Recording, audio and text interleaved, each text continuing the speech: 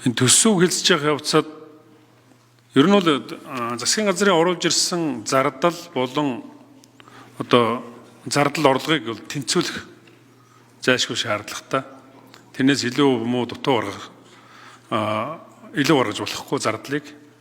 Гэтэл их хурлын гишүүд одоо янз бүрийн санал гаргаад буцаагаад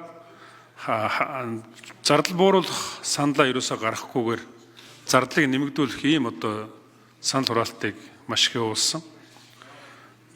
Та нар хэрвээ зардал нэмэгдүүлэх гэж байгаа бол манай Бямсрон гишүүн, Цэнгүүн гишүүн, Лодо самбуу нарын гишүүд одоо маш олон саналуудыг өөрөглөл одоо төвчсүүлэх зардлуудыг хасах санал гаргасан байна. Тэрнийг илүү дэмжиж болох байхгүй юу?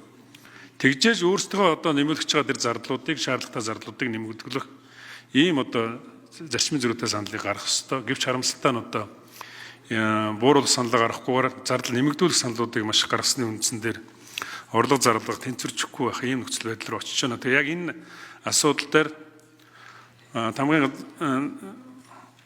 ерөнхий нарийн бичгийн дарга баасанд орж нэг номер дэгийн хуулийг саяын төсвийн доктортой байдлын зөвлөлийн дүгнэлтийг энх хоёр дарга уншиж танилцуулсан. Тэгээд төсвийн доктортой байдлын тухай хуульд тусгай 4 шаардлагыг заасан. Энэ тусгай 4 шаардлагын нэгийг одоо зөрчсөн байна гэдэг дүгнэлтийг сая уншиж танилцууллаа. Тэгэхээр манай Монгол Улсын их хурлын чуулганы хуралдааны дэгийн тухай хуулийн 64 дугаар зүйл төсвийн хүрээний мэдээлэл хилцэх зохицуулт байгаа. Энэ дэгийн хуулийн 64-ийн 1-5 дээр нэгдсэн хуралдаанаар 3 дахь хилцүүлгийг явуулахад хамтарсан хуралдааны танилцуулгатай холбогдуулан гишүүд асуулт асууж болох бөгөөд санал хураалт явуулахгүй.